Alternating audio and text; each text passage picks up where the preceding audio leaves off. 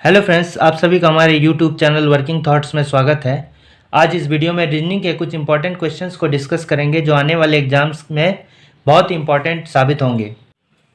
Next question कह रहा है, सर्कल बेस्ड क्वेश्चन है। इसमें कह रहा है कि 6 व्यक्ति केंद्र की ओर मुख करके बैठे हुए हैं। तो एक सर्कल है और उसमें 6 व्यक्ति हैं, ठीक है। 6 व्यक्ति हो गया और सभी चूंकि केंद्र की ओर मुख करके बैठे हुए हैं, केंद्र की ओर सभी का मुख है, यानी कि अगर इसमें हम क्लॉकवाइज लेंगे तो घड़ी की दिशा में लेंगे, यानी कि जो बायां दे लेंगे वो घड़ी की दिशा में लेंगे और दाएं बोलेगा तो एंटी क्लॉकवाइज डायरेक्शन में लेंगे, ठीक है। अगर बायां बोलेंगे तो इधर जाएंगे और एंटी क्लॉकवाइज में हम दाएं के लिए एंटी क्लॉकवाइज घड़ी के विपरीत दिशा में लेंगे, ठीक है। अगर केंद्र की ओर मुख करके बोले तो इसमें 6 लोग हैं और कह रहा है कि अजय जो है सुधीर के बाएं बैठा है। अजय जो है सुधीर के बाएं बैठा है, तो मान लेते हैं ये क्या है, सुधीर को एस से डिनोट करते हैं, ठीक है। सुधीर को एस से डिनोट करते हैं और वो जो है किधर बैठा है, अजय सुधीर के बाएं बैठा है, तो ये हो गया अजय। ए से डिनोट करते हैं अजय को। अब कह रहा है कि करीम जो है राकेश व हरि के मध्य में है।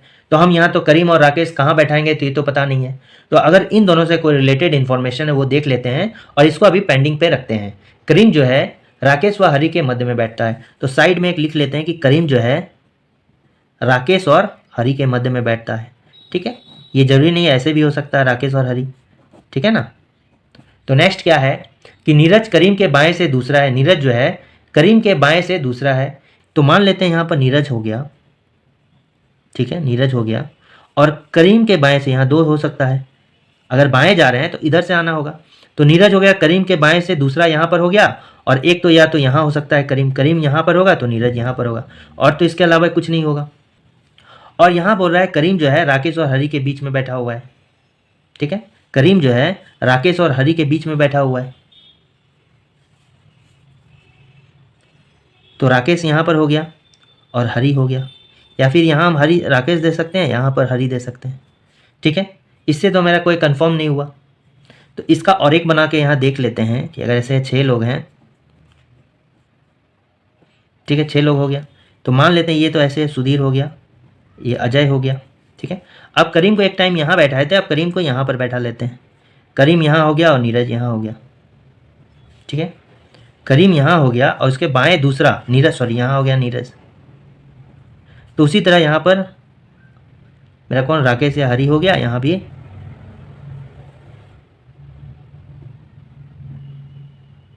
हरि या राकेश हो गया। तो दोनों कंडीशन में देखते हैं, इस दोनों कंडीशन में जो है ये राकेश और हरि का जो है कंडीशन फिक्स नहीं है और ये भी चूंकि फिक्स नहीं है। तो नीरज के सापेक्ष करीम की स्थिति क्या है, चूंकि क्वेश्चन में नीरज और करीम के बारे में ही बताया गया है, नीरज करीम के बारे में, तो देखिए तो वही हो गया। नीरज के सापेक्ष करीम की स्थिति क्या है, नीरज के सापेक्ष लेंगे, जस्ट उसका उल्टा, चूंकि क्वेश्चन में मेरा आंसर दिया गया है, ये जो क्वेश्चन यहाँ स्टेटमेंट दिया गया है कि करीम नीरज जो है करीम के बाएं से दूसरा है, नीरज जो है करीम के बाएं से दूसरा है, तो यानी कि करीम के रिस्पेक्ट में नीरज कितना है, बाएं से दूसरा है। यानी अगर जस्ट इसका उल्टा करेंगे, नीरज के रिस्पेक्ट में करीम क्या होगा, दाएं से दूसरा होगा ना। स्टेटमेंट में क्वेश्चन का आंसर है, ये जो स्टेटमेंट है कि नीरज करीम के बाएं से दूसरा है, यही जो है क्वेश्चन कह रहा है, इसी में इसी स्टेटमेंट में तो क्वेश्चन का आंसर छुपा हुआ है। जस्ट इसका उल्टा बोल रहा है। क्वेश्चन क्या कह रहा है कि नीरज के सापेक्ष करीम की स्थिति क्या है, ऊपर में स्टेटमेंट दिया गया है कि नीरज करीम के बाएं से दूसरा है, यानी कि नीरज के रिस्पेक्ट में करीम की स्थिति क्या है, दाएं से दूसरा होगा ना, ऑब्वियस सी बात है। क्योंकि नीरज जो है करीम के किधर है, बाएं है, यानी करीम नीरज के कितना होगा, दाएं होगा, और वही दूसरा पोजीशन होगा। तो इतना तो पढ़ना बेकार हो गया, इसलिए क्वेश्चन को ध्यान से पहले पढ़ लो और फिर आंसर करना चाहिए, क्योंकि इसमें बहुत ज़्यादा क्वेश्चन टाइम वेस्ट हो गया। अब क्वेश्चन तो कुछ अलग ही पूछ रहा था, तो जो कि आसानी से दिया जा सकता था, ठीक है। तो इसका आंसर होगा क्या चीज़, दाएं से दूसरा, दाएं से दूसरा, यानी ऑप्शन नंबर जो सी होगा वो करेक्ट आंसर होगा। नेक्स्ट क्वेश्चन कह रहा है कि परसों अर्थात आज, तो परसों यानी आज से 3 दिन के बाद, ठीक है। तो ये हो गया आज, कल, परसों, तो आने वाला पर ये हो गया। ये क्या है, स्वतंत्रता दिवस है, ठीक है, स्वतंत्रता दिवस। यानी किस दिन के बारे में बोल रहा है, 15 अगस्त के बारे में, 15 अगस्त के बारे में, ठीक है। ये हो गया, तब 14 अगस्त हो गया, ये कितना हो गया, 13 अगस्त हो गया, ठीक है। तो ये कौन सा दिन हो गया, तो ये 15, 14, 13, यानी आज जो हो गया, आज कौन सा दिन हो गया, 13 तारीख। और आज क्या दिया है, यदि आज सोमवार है, ठीक है, यानी 13 जो अगस्त हो गया, ये अगस्त हो गया, तो ये पूरा अगस्त का महीना चल रहा है, ये कौन सा है, सोमवार है, ठीक है। तो अगर 7 जोड़ देंगे 20 हो गया, यानी 20 अगस्त को भी क्या होगा, सोमवार होगा, ठीक है। यानी फिर 27 अगस्त को भी क्या होगा, सोमवार होगा, ठीक है। और चूंकि अगस्त जो होता है 31 मंथ का होता है, ठीक है, तो यहां पर इसमें कितना, और 4 जोड़ देंगे तो 31 हो गया, 4 जोड़ देंगे तो 31 हो गया, हमको 7 जोड़ना है, यानी कि 31 हो गया, 4 1 2 3, और 3 सितंबर को तब कौन सा दिन हो जाएगा, ये भी सोमवार हो जाएगा, ठीक है। क्योंकि 27 में 4 जोड़ दिए 31 तारीख, ठीक है, और फिर 1 2 3 यानी कि और 7 जोड़ दिए इसमें, तो 3 तारीख हो गया सोमवार। 8 तारीख को यानी आने वाले माह की, यानी अगस्त के बाद कौन सा, सितंबर ही होता, तो सितंबर 8 तारीख को कौन सा दिन होगा ये पूछ रहा है, तो 3 तारीख को मेरा सोमवार हो गया, और इसमें प्लस फिर 7 तारीख कर दें, यानी कि 10 कर देंगे, 10 सितंबर को कौन सा दिन होगा, 10 सितंबर को फिर सोमवार होगा, ठीक है। 10 सितंबर को मेरा क्या होगा, सोमवार होगा, तो मेरा 8 तारीख ही पूछ रहा है, यानी इससे 2 दिन पहले, यानी सोमवार के 2 दिन पहले क्या होगा, शनिवार हो जाएगा।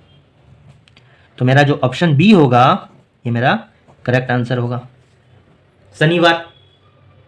नेक्स्ट मेरा क्वेश्चन कर रहा है कि ये जो फिगर है, इस फिगर में कितना मेरा ट्रायंगल है।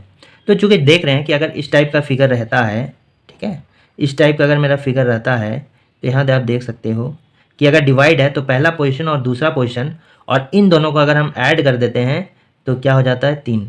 इसमें टोटल नंबर ऑफ ट्रायंगल 3 हो जाता है, क्योंकि एक ये हो गया, एक दूसरा पार्ट ये हो गया, और एक बड़ा वाला हो गया। तो डायरेक्टली निकालने के लिए पहला पार्ट दूसरा पार्ट दोनों का ऐड कर दिए तो 3। इसी तरह इसमें क्या होगा कि अगर हम इसको ले लिए, सिर्फ इसको ले लेते हैं, तो कितना पार्ट हो गया, 1 हो गया, 2 हो गया, 3 हो गया, 4 हो गया, तो ये 4 पार्ट हो गया। तो इसमें 4 को ऐड कर दें, 4 + 3 7 2 9 + 1 कितना हो गया, तो 10 हो गया, ये तो 10 हो गया। फिर अब इस बड़े वाले को ले लेते हैं, बड़े वाले को ले लेते हैं, यहाँ भी 1 2 और 3 हो गया, तो यहाँ 3 2 5 + 1 6 हो गया, तो ये क्या हो गया, 6 हो गया। फिर अगर ये बड़े वाले को ले लेते हैं, 1 + 2 हो गया, यानी कितना हो गया, 3 हो गया, 3 हो गया, तो टोटल कितना हो गया, 19 हो गया। और भी तो यहाँ कोई नहीं बचा, ठीक है, और भी यहाँ क्योंकि 2 पार्ट नहीं, उसी में से जैसे ये टोटल हो गया, ये टोटल हो गया, और ये भी टोटल हो गया, तो टोटल जो है यहाँ 19 ट्रायंगल्स हैं। तो ऑप्शन नंबर जो ए होगा वो मेरा क्या होगा, करेक्ट आंसर होगा। नेक्स्ट क्वेश्चन में दिया गया है कि नीचे कथन और उसके कुछ निष्कर्ष दिए गए हैं, आपको दिए गए कथनों को सही मानकर चलना है, चाहे वे समान ज्ञात तथ्यों से भिन्न प्रतीत होते हों। तो कथन दिया गया है कि कुछ चीज़ें धन नहीं खरीद सकता, जैसे कि शिष्टाचार, नैतिकता और बुद्धि। ये बिल्कुल सही बात है। ये जो शिष्टाचार, नैतिकता और बुद्धि को पैसों से हम नहीं खरीद सकते। ये सभी गुण जो है समय के साथ बढ़ता जाता है, और अच्छे लोगों के संपर्क में रहने से शिष्टाचार, नैतिकता और बुद्धि का विकास होता है। तो इन सभी चीज़ों को हम पैसे से नहीं खरीद सकते हैं। तो निष्कर्ष देखते हैं, दिया गया है कि धन सभी चीज़ें खरीद सकता है। ये जो है ये कथन का जस्ट कॉन्ट्रेरी है, मैंने उल्टा है। कथन में दिया गया है कि कुछ चीज़ें धन नहीं खरीद सकता है, और यहाँ दिया गया है सभी चीज़ें धन खरीद सकता है, यानी ये जस्ट उल्टा है, और इसलिए ये क्या है, गलत है, ठीक है। दूसरा निष्कर्ष दिया है कि धन कुछ चीज़ें खरीद सकता है। ये बिल्कुल सही बात, धन तो कुछ चीज़ खरीद ही सकता है। तो यहाँ ऑप्शन नंबर जो बी है, केवल निष्कर्ष 2 अनुसरण करता है, वो करेक्ट है। ऑप्शन बी इज करेक्ट, ठीक है। नेक्स्ट मेरा क्वेश्चन जो है डायरेक्शन बेस्ड क्वेश्चन है। इसमें कह रहा है कि एक आदमी का मुंह पश्चिम की ओर है, ठीक है। तो जैसे कि ये हो गया नॉर्थ हो गया, ये उत्तर हो गया, ये पूर्व हो गया, ठीक है, और ये पश्चिम हो गया, सॉरी ये दक्षिण हो गया, ये मेरा क्या हो गया, पश्चिम हो गया, ठीक है। तो इस डायरेक्शन में जो उस आदमी का मुंह है, आदमी का मुंह किधर है, पश्चिम की ओर है, और वो दक्षिणावर्त, अगर मेरा दक्षिणावर्त कहे, दक्षिणावर्त कहे, तो यानी कि क्लॉकवाइज, यानी कि घड़ी की दिशा में, और अगर वामावर्त कहे, वामावर्त यानी एंटी क्लॉकवाइज, एंटी क्लॉकवाइज, ठीक है। तो दक्षिणावर्त, इसको याद कैसे रख सकते हैं, दक्षिणावर्त मैंने ऐसे करके, दक्षिण की दिशा में, तो यानी घड़ी के दिशा में ऐसे करके बढ़ता है, और वामावर्त मतलब एंटी क्लॉकवाइज, घड़ी के विपरीत दिशा में।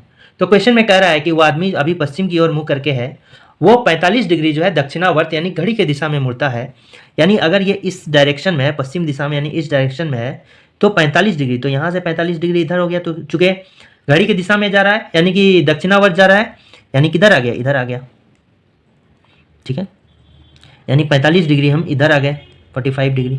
अब क्या कर रहा है कि फिर 180 डिग्री जो है दक्षिणावर्त, 180 डिग्री है दक्षिणावर्त, यानी इसी डायरेक्शन में, यानी कि जस्ट यहां से 180 डिग्री, यानी कि इसके अपोजिट यहां पर 45 डिग्री चला, फिर इसी डायरेक्शन में 180 डिग्री चला, 180 डिग्री, यानी जस्ट इसके अपोजिट।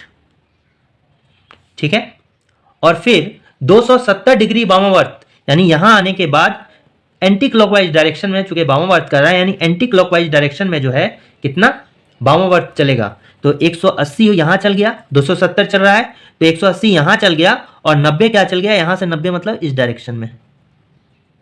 ठीक है, यानी कि यहां से कितना हो गया, 180 चल गया, और यहां से 90 मतलब ये 90 डिग्री होना चाहिए। ठीक है, यानी इस डायरेक्शन में, यानी अब ये कहां आ गया, ये जो व्यक्ति आ गया कहां आ गया, पश्चिम और दक्षिण के बीच में। ठीक है, यानी कि इसका आंसर कर रहा है कि अब उस व्यक्ति का मुंह किस दिशा में है, तो यहां है पश्चिम और दक्षिण के बीच में, यानी ऑप्शन नंबर जो सी होगा वो मेरा करेक्ट आंसर होगा, दक्षिण पश्चिम। इसमें कह रहा है कि दिए गए विकल्पों में से कौन सा सही है। तो हम देख रहे हैं कि ये जो क्वेश्चन हो गया, ये वर्ग का क्वेश्चन हो गया। अगर वर्ग के फलक को खोल दें तो कौन सा क्वेश्चन होगा, तो आप देखो किसी भी डाइस में अगर ये फलक को खोल दें डाइस का, तो एफ और बी जो होता है आपस में अपोजिट होता है। जो अपोजिट कौन कौन सा होता है, तो डाइस को अगर खोल देने पर इस तरह दिखता है। ठीक है, तो ए जो होता है, एफ का अपोजिट कौन हो गया, बी हो गया, एफ का अपोजिट बी हो गया, ई का अपोजिट कौन हो गया, सी हो गया, ए का अपोजिट मेरा कौन हो गया, डी हो गया। ठीक, अगर ए और डी अपोजिट है तो अगर ए दिखेगा तो डी नहीं दिखेगा, एफ और बी अपोजिट है, एफ दिखेगा तो बी नहीं दिखेगा, और बी दिखेगा तो एफ नहीं दिखेगा। उसी तरह ई और सी में भी लागू होता है, इन दोनों में से अगर कोई एक दिखेगा तो दूसरा नहीं दिखना चाहिए। ठीक है, और ए और एफ अगल बगल हो सकते हैं, बी और ई अगल बगल हो सकते हैं। ठीक है, और सी और डी भी अगल बगल हो सकते हैं। ठीक है, तो इसमें एक बात मान लीजिए कि जैसे अगर पहला ऑप्शन को लें तो अगर बी का अपोजिट एफ दिख रहा है तो ये पॉसिबल है, नहीं पॉसिबल है, क्योंकि ये दोनों अपोजिट है, तो एक दिखेगा, तो यहाँ पर बी और एफ, पहला ऑप्शन नंबर एक क्या होगा, गलत हो जाएगा, क्योंकि यहाँ बी और एफ दोनों दिख रहा है, क्योंकि अपोजिट है तो एक दिखना, दोनों में से एक ही दिखना चाहिए, इसलिए गलत है। और ऑप्शन नंबर बी की बात करें तो यहाँ पर देखिए E F D, E F D, E F D, बिल्कुल ये पॉसिबल हो सकता है।